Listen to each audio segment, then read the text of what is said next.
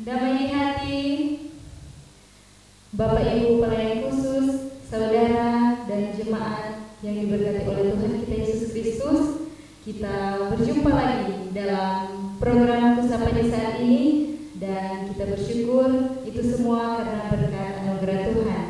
Dan untuk itu sebelum kita memulaikan program Kusapa kita di saat ini, kita akan membuka dengan doa dan doa akan disampaikan oleh Saudari Andrea Monggota. Mari kita satu dalam doa, kita berdoa. Kami mengucap syukur Tuhan buat kebaikan Tuhan di sepanjang kehidupan kami, sehingga kami masih boleh ada sampai saat ini. Pada saat ini Tuhan, kami akan memulaikan program Kusapa kami. Kiranya Tuhan Yesus yang akan menuntun dan menjaga setiap program Kusapa di saat ini, dan kiranya boleh berjalan dengan segala baik dan seturut kehendak Tuhan. Dan kiranya Tuhan memberkati pemateri kami, Ibu Pendeta Dr. Tracy Tombokan, memberikan dia roh hikmat yang hanya berasal daripada-Mu saja. Ini doa kami, ungkapan syukur kami yang akan kami bawa di dalam nama anak-Mu Yesus Kristus, Juru Selamat kami yang hidup. Amin. Pada saat ini, pembacaan kita terdapat dalam Ulangan 24 ayat 10 hingga ayatnya yang ke-15 dengan perikop tentang melindungi sesama manusia. Apabila engkau meminjamkan sesuatu kepada sesamamu, janganlah engkau masuk ke rumahnya untuk mengambil gadai daripadanya. Haruslah engkau tinggal berdiri di luar, dan orang yang kau beri pinjaman itu haruslah membawa gadai itu keluar kepadamu. Jika ia seorang miskin, janganlah engkau tidur dengan barang gadaiannya. Kembalikanlah gadaian itu kepadanya pada waktu matahari terbenam, supaya ia dapat tidur dengan memakai kainnya sendiri dan memberkati engkau. Maka engkau akan menjadi benar di hadapan Tuhan Allahmu. Janganlah engkau memeras pekerja harian yang miskin dan menderita, baik ia saudaramu maupun seorang asing yang ada di negerimu di dalam tempatmu. Pada hari itu juga haruslah engkau membayar upahnya sebelum matahari terbenam. Ia mengharapkannya karena ia seorang miskin, supaya ia jangan berseru kepada Tuhan mengenai engkau dan hal itu menjadi dosa bagimu. Baiklah, saat ini kita akan masuk dalam materi yang akan disampaikan oleh Ibu Pendeta Dr. Tracy Tombokan. Kepada Ibu Pendeta dipersilahkan. Puji Tuhan, saudara-saudara, kita jumpa lagi dalam membahas bersama Ulangan pasal 24, dimulai dari ayat 10 sampai ayatnya yang ke-15. Saudara-saudara, ini bagian bacaan Alkitab dalam satu judul, yaitu melindungi sesama manusia.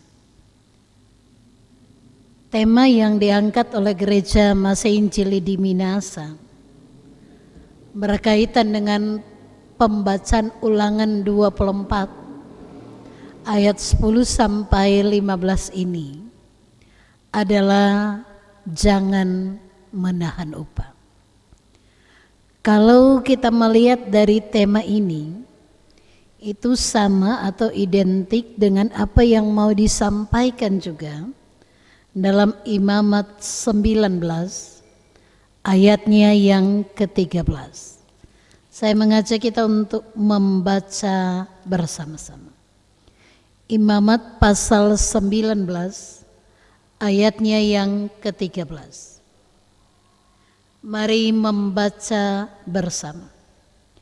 Janganlah engkau memeras sesamamu, dan janganlah engkau merampas. Janganlah kau tahan upah seorang buruh upahan sampai esok hari. Jadi saudara-saudara, dari tema ini kita melihat bahwa sifat dari tema ini adalah larangan. Karena diawali dengan kata jangan.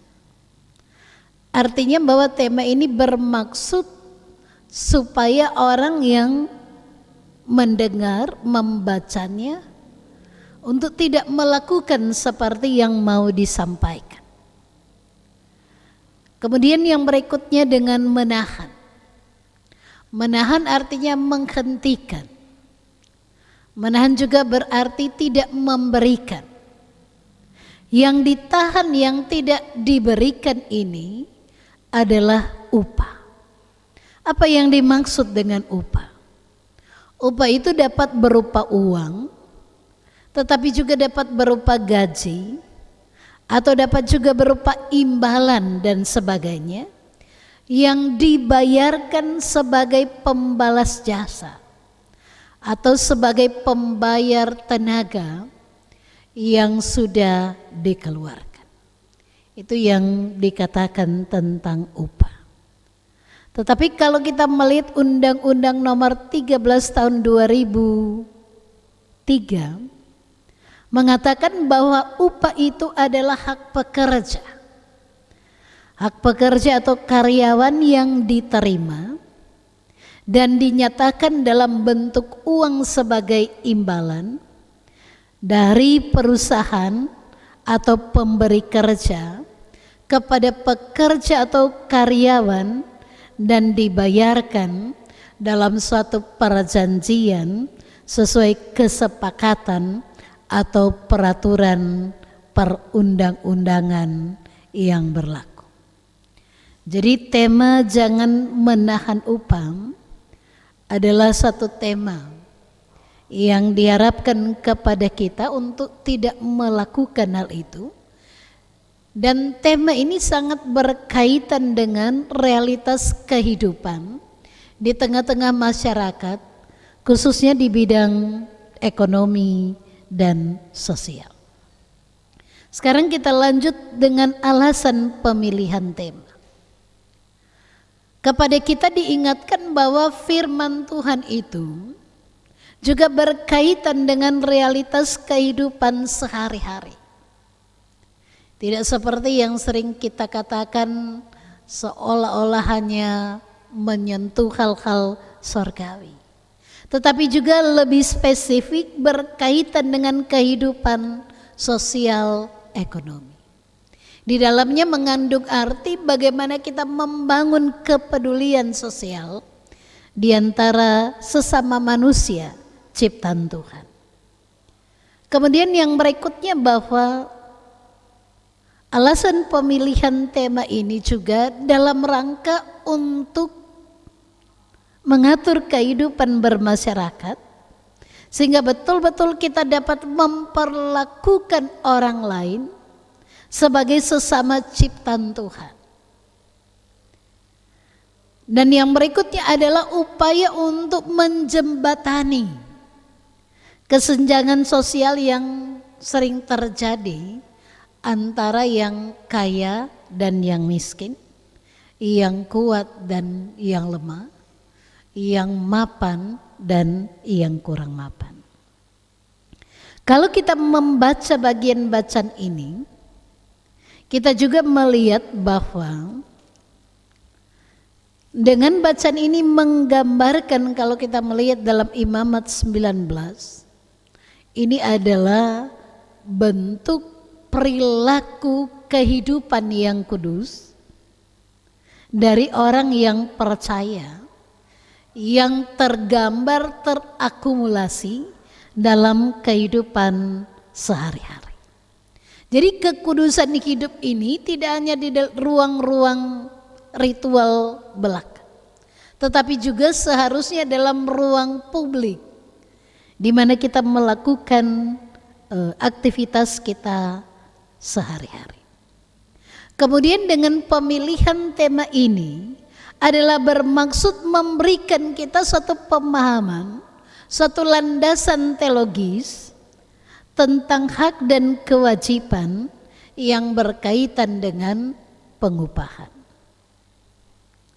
Kemudian melalui tema ini juga diharapkan dapat meningkatkan kesadaran sosial atau social awareness tentang tanggung jawab sosial kita sebagai manusia yang adalah makhluk sosial. Jadi kita tidak hidup seorang diri.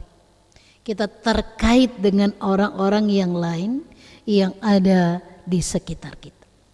Bagaimana membangun dan meningkatkan kesadaran sosial juga harus disuarakan oleh gereja. Yang berikutnya, dengan hal-hal ini dimaksudkan bahwa kita juga dapat berempati. Berempati tidak sekedar peduli, tidak sekedar mengatakan torang kasih, tetapi betul-betul mengambil bagian dalam penderitaan, dalam pergumulan, dalam kemiskinan saudara-saudara kita yang mengalami kesulitan. Dan juga diharapkan bahwa kita akan membangun perilaku hidup yang tidak akan menyusahkan orang lain, yaitu hidup yang selalu berkemurahan hati.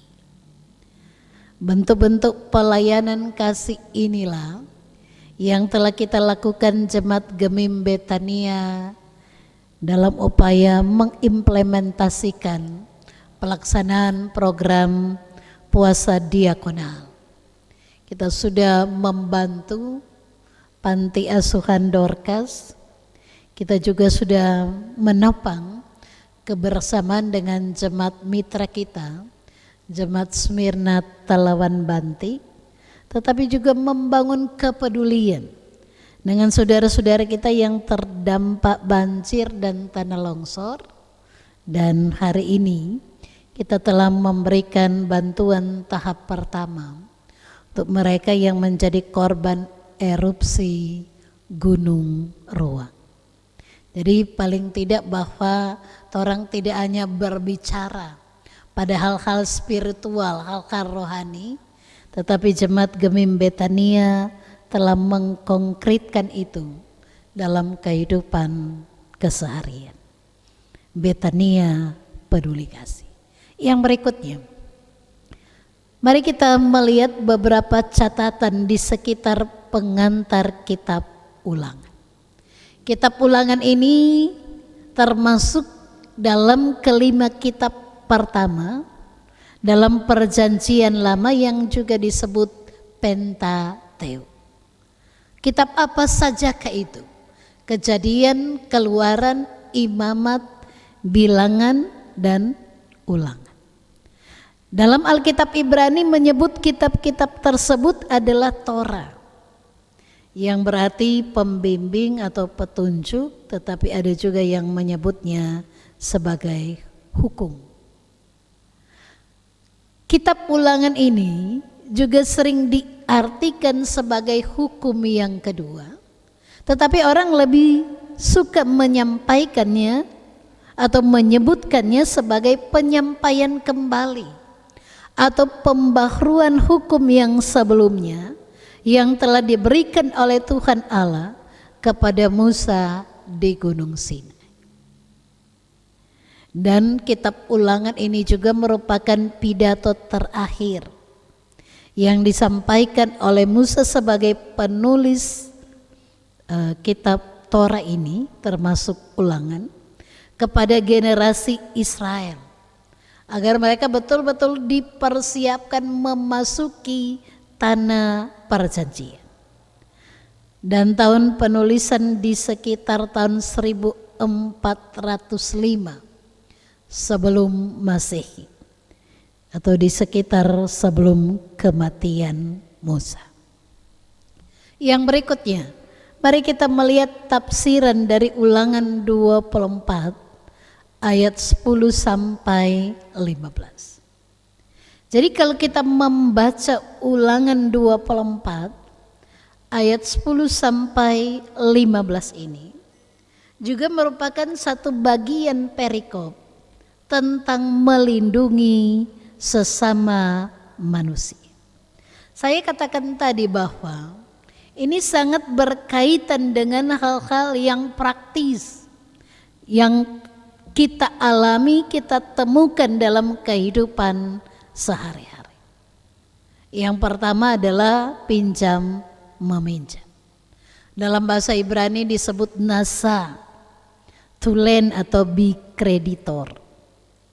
Bahwa dalam pinjam meminjam diatur sedemikian rupa, tetapi lebih dititik beratkan pada perwujudan kemurahan hati atau belas kasihan. Karena itu ada etos ketika orang memberi dan menerima pinjaman. Apa aturan, apa etika? Yang pertama bahwa kita melalui bacaan ini kita diingatkan bahwa aturan ini dibuat adalah untuk tidak mempersulit, menyulitkan atau membuat sesama lebih sengsara. Apalagi terkait dengan orang-orang miskin yang mau disampaikan dalam bacaan ini.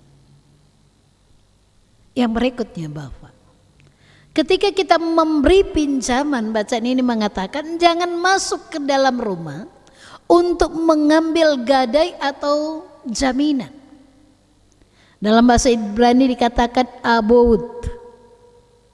Tetapi juga kalau kita membaca dalam Ulangan 24 secara khusus ayatnya yang ke-6, maka yang tidak boleh diberikan sebagai jaminan adalah batu kilangan. Batu kilangan itu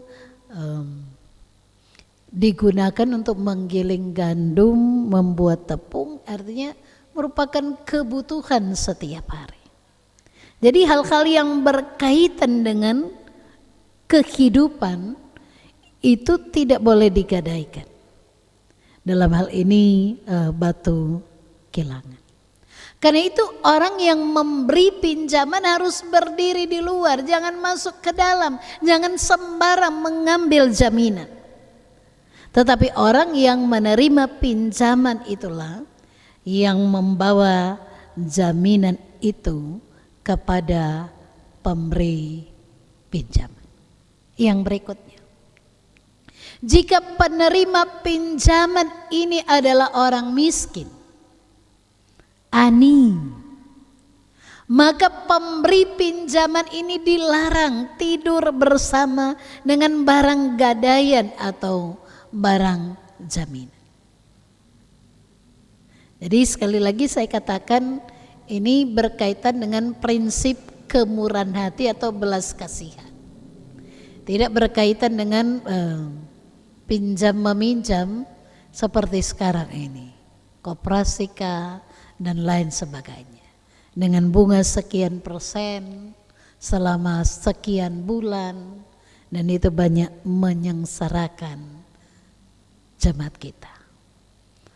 Orang miskin dengan cara meminjam dengan bunga yang sangat tinggi bukan semakin sejahtera, tetapi dorang bekerja untuk membayar utang. Tetapi yang herannya masih banyak orang yang berminat untuk meminjam walaupun dengan upah yang tinggi. Yang ironisnya adalah meminjam untuk kebutuhan yang konsumtif, bukan untuk kebutuhan yang misalnya pendidikan dan lain sebagainya. Kita kembali kepada teks kita. Jadi barang jaminan ini harus dikembalikan pada waktu matahari terbenam. Kalau demikian maka di zaman Musa pinjam meminjam juga itu sering terjadi. Bukan hanya di zaman sekarang ini. Dengan ada berbagai kartu kredit, kita lebih banyak meminjam dan seterusnya. Kenapa harus dikembalikan pada waktu matahari terbenam? Karena orang yang miskin yang memberikan jaminan berupa jubahnya, jubah adalah pakaian atau seperti mantel yang panjang atau jubah terluar yang agak longgar Jadi adalah kemungkinan karena dia miskin cuma satu jubah yang dia punya. Kalau di gambar ini, inilah model jubah. Tetapi jubah ini adalah jubah yang mahal. Berbeda dengan jubah orang miskin. Yang akan melindungi dia dari dinginnya malam. Sehingga ketika pemberi pinjaman mengembalikan jaminan orang miskin ini, maka sang peminjam dapat tidur dengan jubahnya. Dan tindakan yang berbelas kasihan ini dikatakan dalam bacaan kita adalah memberkati pemberi pinjam. Jadi tindakan yang mengembalikan barang jaminan pada waktu matahari terbenam, yang pertama memberkati pemberi pinjaman, dan yang kedua adalah menjadi benar. Jadi pemberi pinjaman itu menjadi benar, sadak di hadapan Tuhan Allah. Menjadi benar itu adalah suatu proses. Yang membuat dia dibenarkan adalah karena kemurahan hati Allah yang melihat tindakannya yang berbelas kasihan. Yang berikutnya saudara-saudara. Jadi sebenarnya bacaan kita menyangkut dua hal. Yang pertama saya katakan tadi pinjam meminjam. Yang kedua terkait dengan pengupahan. Karena itu yang disampaikan tadi adalah larangan. Larangan untuk tidak memeras. Yang jangan memeras ini berkaitan dengan buruh atau juga buruh upahan atau pekerja harian yang sengsara dan miskin. Bacaan ini adalah untuk direnungkan dimulai tanggal 5 sampai 11 Mei. Tanggal 1 Mei kita memperingati sebagai Hari Buruh. Di mana juga diingatkan bahwa buruh itu memiliki kontribusi yang luar biasa untuk peningkatan kesejahteraan masyarakat. Tetapi seringkali pengupahan mereka tidak layak. Kita lanjut kembali kepada teks ini. Buruh upahan atau pekerja harian ini, yaitu sakir, bisa saja adalah saudara-saudara dari masyarakat orang Yahudi, tetapi juga pendatang atau orang asing yang tinggal di kota, yang tinggal di tempat mereka berdiam. Yang berikutnya adalah merupakan suatu kewajiban dari yang pemberi kerja adalah harus membayar upah pada hari itu juga. Yang dimaksudkan di sini adalah upah harian. Dan seperti tadi pinjam meminjam juga punya batasan waktu. Pada waktu matahari terbenam, dan juga dikatakan upah yang harus dibayar adalah sebelum matahari terbenam. Kenapa demikian? Karena orang miskin yang bekerja sebagai buruh upahan atau pekerja harian, apakah dia saudara mereka atau orang asing, hidup mereka bergantung pada upah. Dan biasanya orang miskin yang hidupnya bergantung pada upah menghabiskan upahnya untuk makanan. Jadi untuk kebutuhan hidup yang penting. Yang berikutnya, jadi ada etika untuk mewajibkan sang pemberi kerja untuk membayar upah Karena dalam tanda kutip dikatakan jangan sampai ia berseru dalam bahasa Ibrani kara kepada Tuhan mengenai engkau dan menjadi dosa bagimu. Jadi saya katakan tadi, realitas hidup sehari-hari akan mempengaruhi hidup kita dengan Tuhan. Realitas hidup bersama sesama akan mempengaruhi kehidupan kita bersama dengan Tuhan. Oleh karena itu juga dapat dikatakan sebaliknya, kalau kita hidup kudus di hadapan Tuhan, maka itu harus tercermin dalam kekudusan hidup dengan sesama kita. Kalau kita membaca bacaan tadi, dikatakan kalau memberi barang jaminan pada waktu matahari terbenam, dikatakan akan memberkati yang memberi pinjaman dan menjadikan benar di hadapan Tuhan Allah. Tetapi kalau terkait dengan pengupahan, kalau yang tidak atau upahnya ditahan, berdoa berseru kepada Tuhan mengenai orang yang menahan upah, dan itu akan menjadi dosa. Jadi menahan upah dikatakan akan membuat berdosa. Jadi saudara-saudara, ada dua hal yang mau disampaikan di sini. Menjadi benar itu berarti mengembalikan barang jaminan pada waktu matahari terbenam. Menjadi berdosa adalah jika kita menahan upah sampai matahari terbenam. Yang berikutnya, apa implikasi dari berita ini? Yang pertama, jadi apa yang mau disampaikan di sini adalah firman Tuhan yang kita renungkan juga menata cara hidup keseharian kita, termasuk berkaitan dengan kehidupan di bidang sosial dan ekonomi.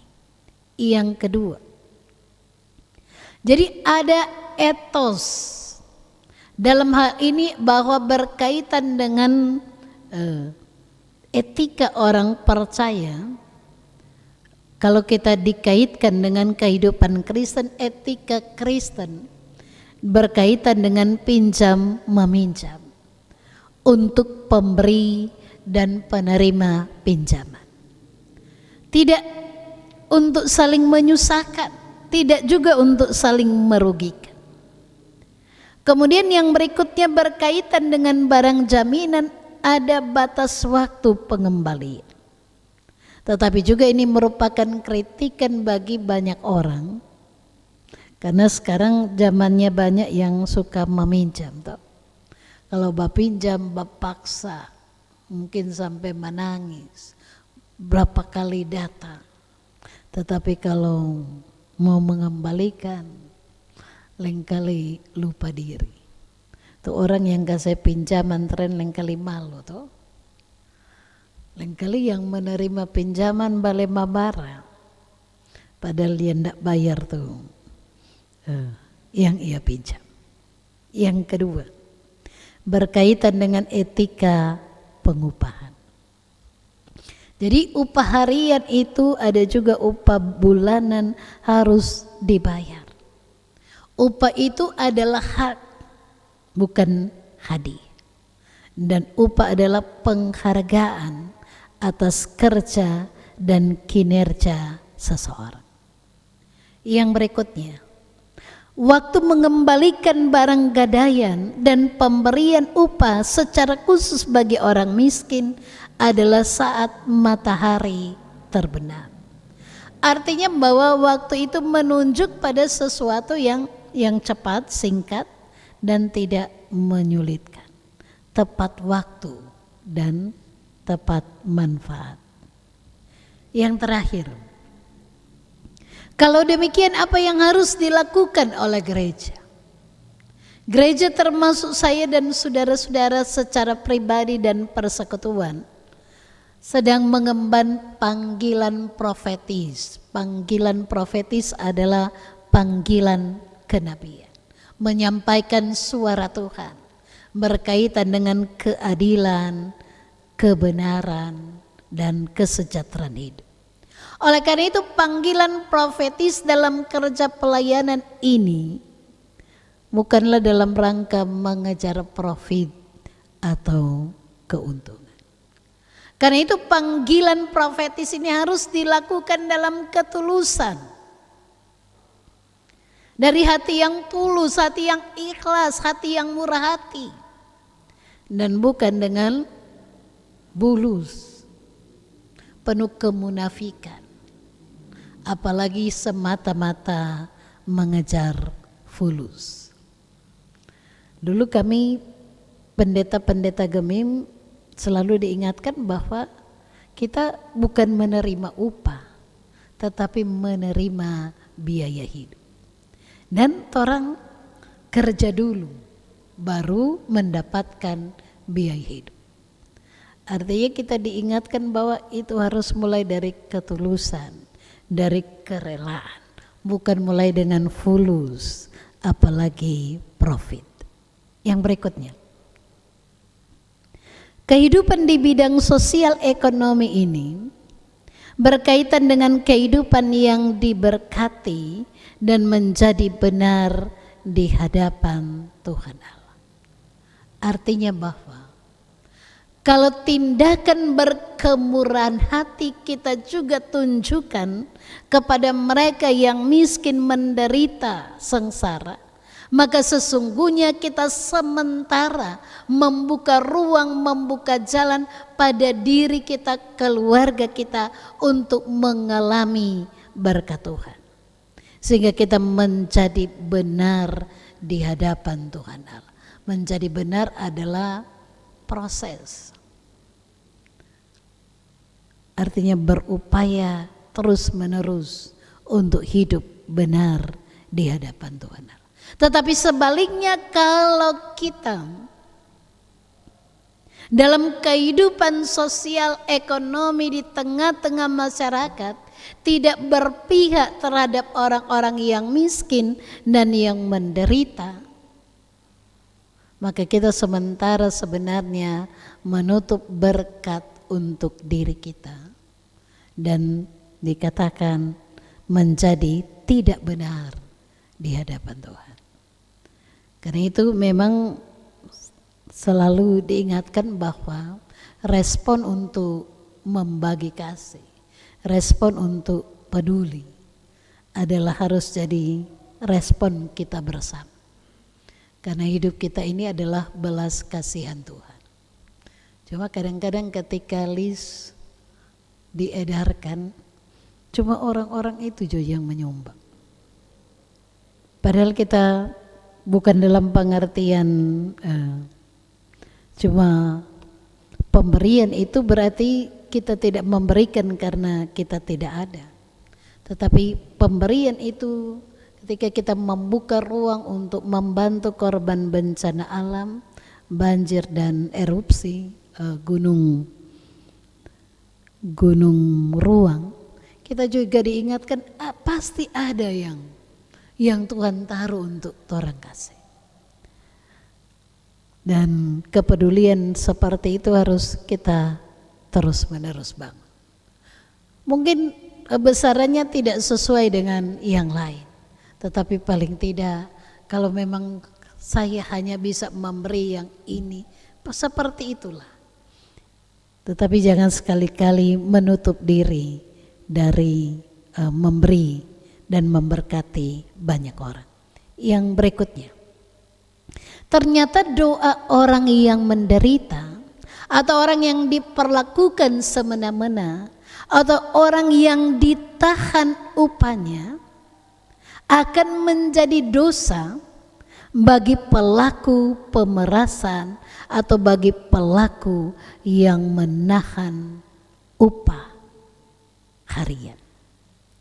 Jadi tindakan berdosa itu juga dalam realitas hidup di bidang sosial ekonomi juga berdampak dalam yang kita katakan tadi, dampaknya adalah gambaran pencerminan hidup rohani kita.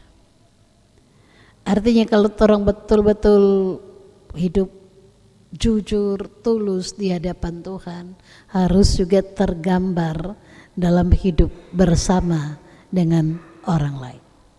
Yang berikutnya, gereja terpanggil menyuarakan hak-hak orang miskin, pekerja harian, dan gereja terpanggil untuk mengingatkan bagi pelaku usaha, pelaku ekonomi, pemberi kerja, mari ada kewajiban, berikanlah upah yang layak dan jangan menahan upah dari orang-orang miskin yang upah mereka adalah untuk kebutuhan yang paling vital dalam hidup mereka.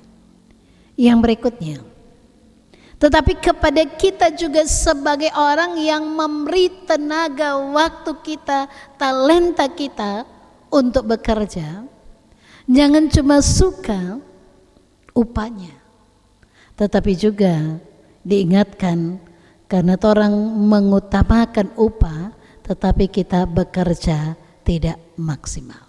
Sebaliknya jangan suka kerjanya, jangan suka orang bekerja maksimal, tetapi lalai memberi upah. Semoga panggilan profetis, panggilan kenabian demi kehendak Tuhan betul-betul dilaksanakan oleh kita sekalian yang dipanggil Tuhan menjadi berkat bagi banyak orang. Tuhan Yesus memberkati.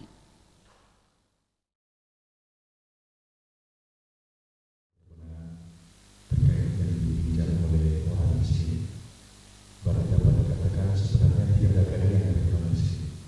Karena kalau dari garis dari pagi hari, berarti sore sudah pulang. Berarti kalau saya ambil kesimpulan sebenarnya untuk orang di sini, orang tidak boleh mengambil garis. Jadi harus ada istilah yang tadi sampaikan, harus dengan ikhlas berikan pinjaman.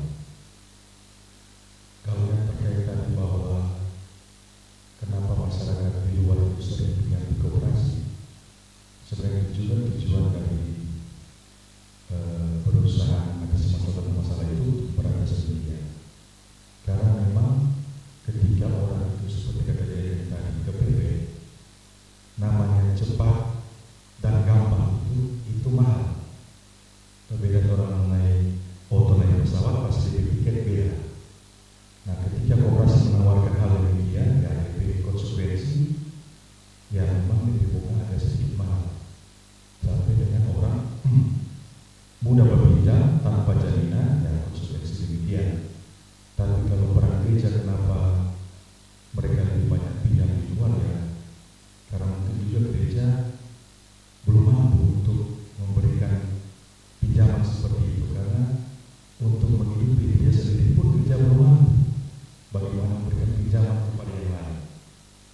Mungkin ini dulu penyampaian dari kami, tapi terkait dengan hal ini ketika kita pun boleh memberikan apa yang ada pada kita, entah itu apapun bentuknya, ya saya rasa juga itu harus kita lakukan secara ikhlas, karena ketika Tuhan boleh berkorban bagi kita dan kita telah diselamatkan oleh Tuhan, berarti kita pun wajib berkorban untuk orang lain. Mungkin demikian penyampaian dari saya. Terima kasih. Shalom. Memang dalam hal yang pertama, pemberian termasuk untuk bencana alam tadi. Benarkah mama-mama lebih pelit dari bapak-bapak? Ini masih tanda tanya. Oleh sebab itu, sebetulnya itu muncul ketika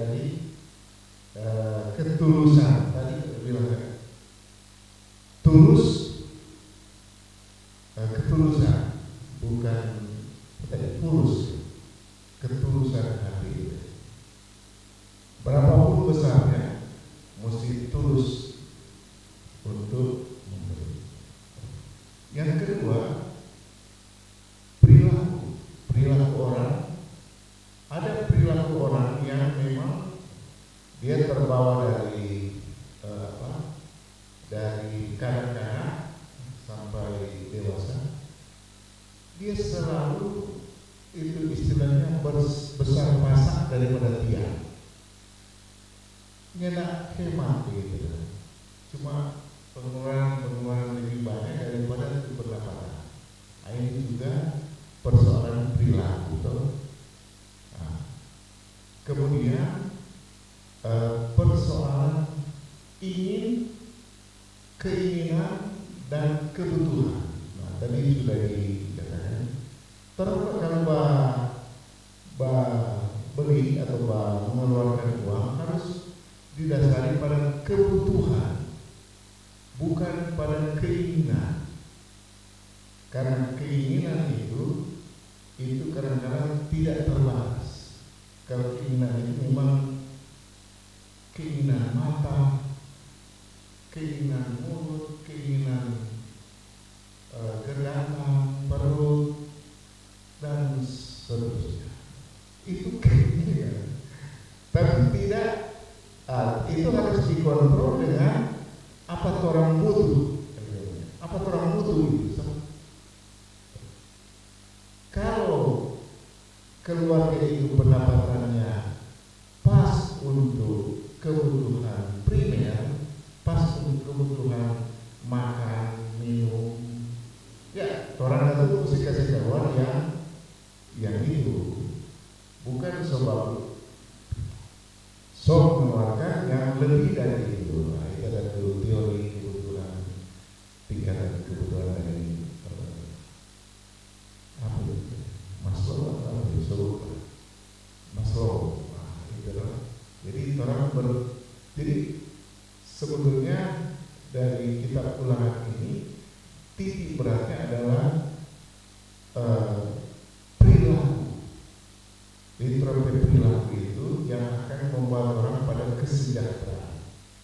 Tapi jangan kemana bilang terlalu menghemat, semua jadi pelit sampai untuk persembahan di gereja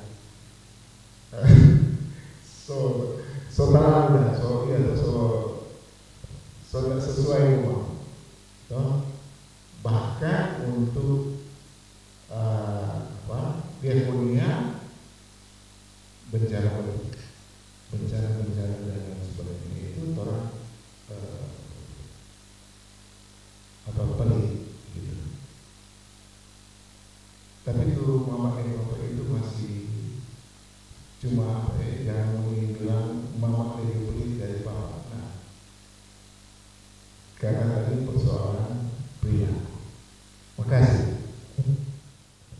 Bapak Ibu yang dikasihi dan diberkati Tuhan, ketika juga kita boleh dalam perenungan bahwa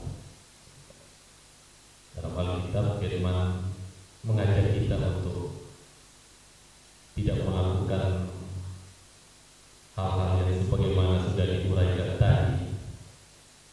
Namun hukum negara juga mengatur terkait dengan orang-orang dalam beretika sosial ataupun dalam pergaulan, etika pinjam meminjam, itu ada hukum perdatanya.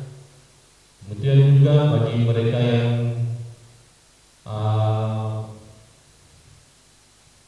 menerima pinjaman, jikalau pada waktunya itu tidak dilunasi, itu tentunya ada sanksi, dan sanksi itu yang sudah disepakati. Kecuali memang ditemukan bahwa bersikeras tidak akan membayar, maka dia akan bisa menuju ke sanksi pidana atau yang kita kenal dengan penggelapan. Sedangkan terkait dengan penahanan atau kita menahan upah, itu juga diatur dan bisa dilaporkan di Dinas Tenaga Kerja. Bahkan orang yang menahan hak orang lain, dia bisa mendapatkan ancaman pidana. Bisa kita berikan contoh bagi pegawai negeri sipil yang hak-haknya ditahan atau diambil, yang dapat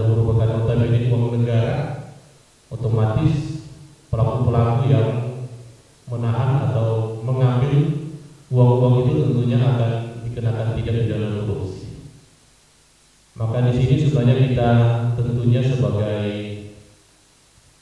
gereja juga memiliki tanggung jawab untuk mengajak kepada jemaat kita untuk supaya boleh, selain kita memang tentunya dengan dasar firman yang sudah kita baca dan renungkan, tentunya kita juga terikat dengan aturan-aturan yang ada di negara kita, sehingga dalam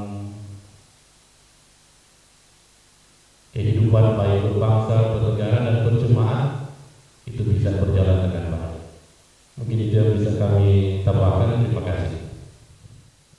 Demikian materi yang boleh kita dengarkan tadi, kiranya dapat menambah wawasan bagi kita dan bisa kita praktikkan di dalam kehidupan kita sehari-hari, sehingga kita boleh menjadi berkat bagi banyak orang.